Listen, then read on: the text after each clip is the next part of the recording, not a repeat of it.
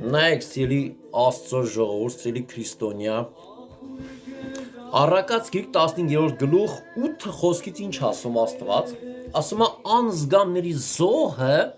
զզվելի է Տիրոջ համար, բայց ուղիղների աղոթքը նրան հաճելի է։ Անզգամների զոհը զզվելի է Տիրոջ համար։ Տերը սեր է, Տերը ողորմած է եւ Տերը ունի նաեւ զզվելու զգացմունք, հատկություն, սենց ոնց ասեմ, որ ճիշտ լինի, մեղքի հանդեպ, անզգամի հանդեպ, հասկանում եք, այդ անաստվածային քայլի հանդեպ։ Անզգամը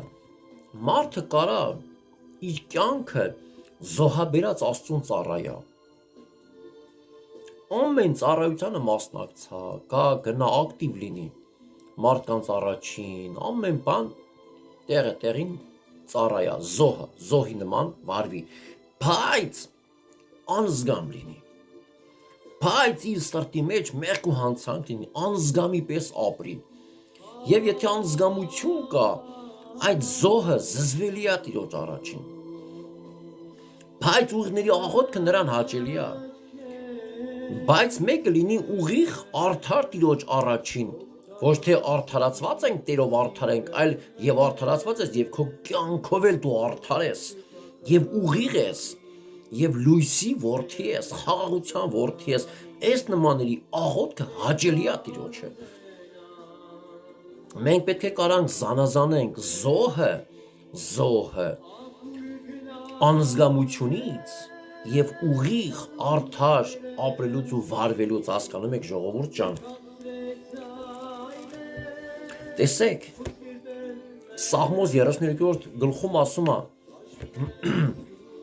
Երբ որ ես լուր կացա, ոսկորներս մաշվեցավ իմ ամեն օր հառաչելով, որտեղ ցերեկ եւ գիշեր քո ձեռքը ծանրացել ինձ վրա, իմ թացությունը ամառվա չորության տարավ, ես մեղքս, հանցանքս խոստովանեցի,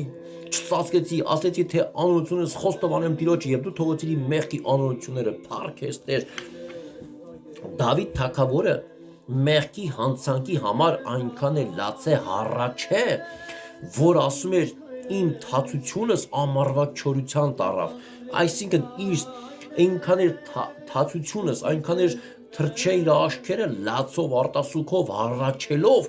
որ չորացել էր, չորած է, հասկանում եք, ամառվա չորություն դարձա, ասում է, չորացել էր այդ Դավիթ թագավորը